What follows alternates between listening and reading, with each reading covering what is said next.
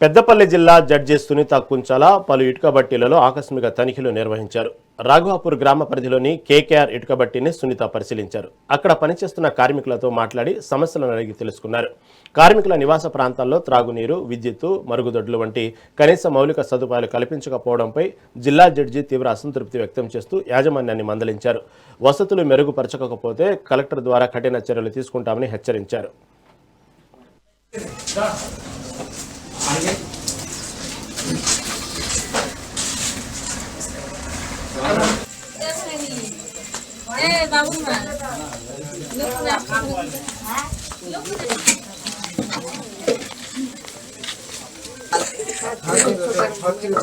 Bank account नहीं है आपका?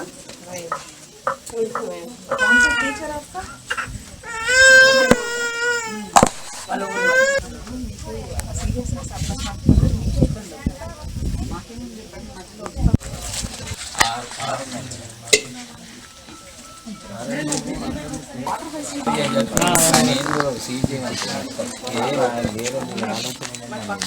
టాయిలెట్స్ లో అప్లై కాలువల్లో పడిపోతే ఏం చేస్తారు?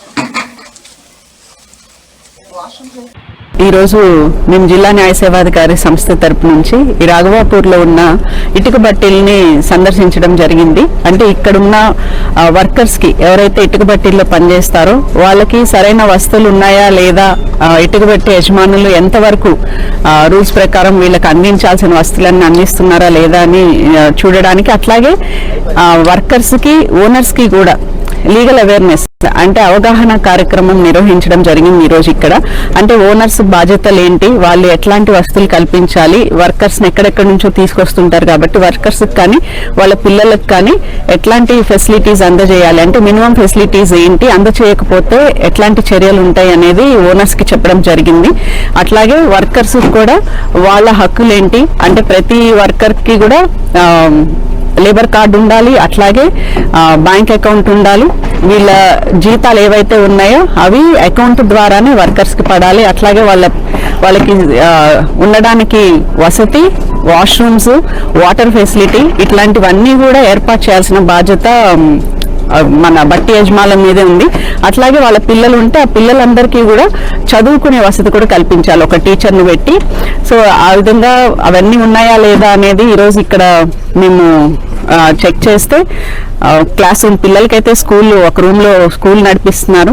వాళ్ళ వర్కరే ఒక అబ్బాయి ఒరియా వచ్చిన అతనే పిల్లలందరికీ చెప్తున్నారన్నారు. అందరికీ రూమ్స్ అయితే ఉన్నాయి, కాకపోతే ఇంకా పూర్తి స్థాయిలో ఫెసిలిటీస్ లేవు. వాటర్కి అయితే మినరల్ వాటర్ ప్లాంట్ ఉంది, వాష్రూమ్స్ కూడా ఉన్నాయి, కానీ వాటిని సరిగా మెయింటైన్ చేస్తున్న పరిస్థితి లేదు. రూమ్స్ కూడా అందరికీ అయితే రూమ్స్ ఉన్నాయి. ఈరోజు మేము జిల్లా న్యాయ సేవాధికారి సంస్థ తరపు నుంచి ఈ రాఘవాపూర్లో ఉన్న ఇటుక బట్టీల్ని సందర్శించడం జరిగింది.